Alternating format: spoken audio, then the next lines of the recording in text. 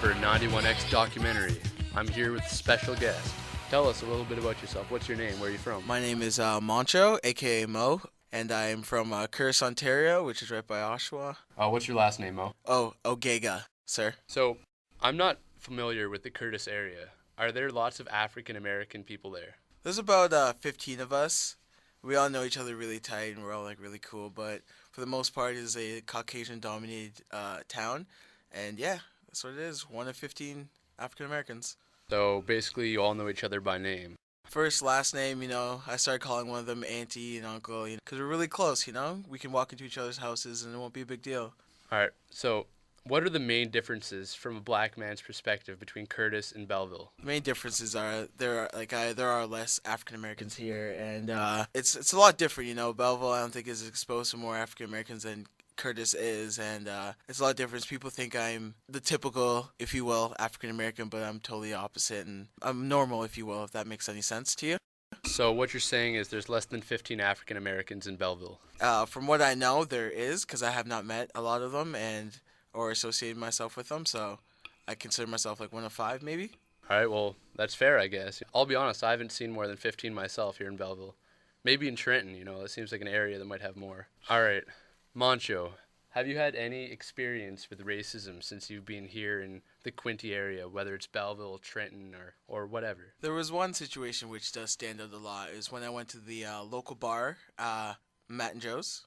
We were there and, partying it up, just me and my friends that came up from Curtis, so the population went down. But anyways, yeah, they came up and we were all partying and whatnot, and I guess there was some beef with some people, and the guy came up to my girlfriend that of right now and her that she can go suck every black guy's dick that lives in Belleville, and I took a lot of offense to that and did confront him about it very nicely. I didn't even try fighting him until he started, showing that he was going to start trying to fight me and, use some force. So I used force back, and I ended up getting kicked out, and the bouncers were telling me to stop being a gangster and stop being like typical and whatnot, and I was trying to explain them the story, but they wouldn't listen at all, and it was a very crazy night. Other people started jumping in, protecting this guy, and they didn't want to hear my side of the story at all. So they were really biased, I'm going to say, not so much racism, but yeah, that was probably the most biased night I've had since I've been here. Overall, it's been pretty good, though. Everyone's more open to my kind of people. Were there any things uttered in that confrontation that stuck out at you? Yeah, the most infamous N-bomb was thrown out a couple times, and, pushing and shoving and to get your gangsters out of here, and oh yeah, people were threatening that they were gonna stab us and kill us, and that all the killings that were happening in Trenton, those guys are responsible for, and they'll do the same to us, and we're not in our neighborhood, we're in their neighborhood and whatnot, and stuff like that was uttered, and we didn't really take too lightly of that, and try to diffuse the situation a little bit more, but so much you can do in one night. Yeah, it sounds like a bit of a rough night. Have you been back to Matt and Joe since, and were the bouncers any help whatsoever in this situation? I told myself I wouldn't go there ever again after that situation, but the following Friday, so a week after that, I did go, and before I even got in there, two bouncers did approach me and gave me a little talking to about to leave whenever they say I should leave and don't cause ruckus and whatnot, and to stay under the radar and not cause a scene because they're gonna have their eye on me, and to keep an eye out for myself and whatnot because of what happened last time. So they didn't really look too happy about seeing me again. They probably thought I would never come back there. But, there's only so much you can do.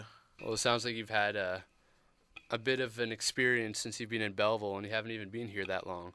So that begs the question, if you had an opportunity to settle down in Belleville, is this a place where you could see yourself raising a family, whether it's just you find another African-American lady or you marry a Caucasian or Asian, maybe Spanish?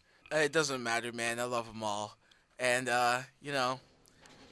it doesn't matter. But, Belleville's a really, really nice place, and it's really, really homely, and, it's a small town. Well, it's bigger than my own town, but I still think this place is a little bit smaller. Everyone's more open. There's a lot of big opportunities here, Belleville's a good place. I could see myself, settling in here, getting a job and whatnot, and, it's not too far away from home and all that stuff, but I can definitely, see myself chilling here and, making this place called home. All right, well, thanks a lot for your time, Mo, and I really appreciate it. Thanks a lot, man. See you later.